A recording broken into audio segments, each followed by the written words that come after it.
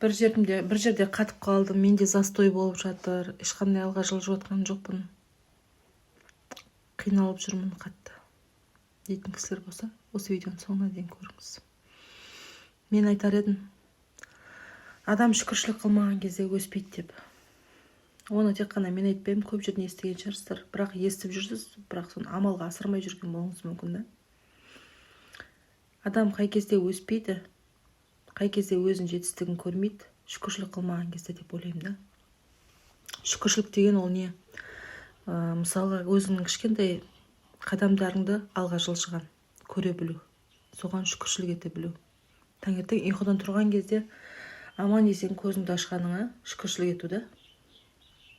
Бұрын менде де осындай әдет болмаған сияқты. Білмеймін. Мен осы 2022 жылы онкологический ауырдым ғой. Өзім 39 жасымда, 40 жасыма қараған кезде. Сол кезде химиядан кейінгі қатты ауыр жағдайларды айта алмаймын да. Бір ұрттам су іше алмайтын, бір түйір нанды жей алмайтын кез болады да, сондай. Ашсын, бірақ жей алмайсың, тамақтан өтпейді да. Сондай кезде маған шүкіршілік келген сияқты.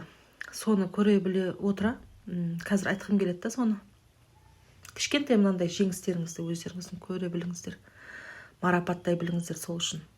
Сол үшін мақтай біліңіздер. Мүмкін бұрын сіз ойланбай Каспий магазиннен болсын, қай жерден болса да онлайн бір приложениялардан ойланбай зат алып қоятын едіңіз, сатып алып қоятын едіңіз да. Қызығып, көріп.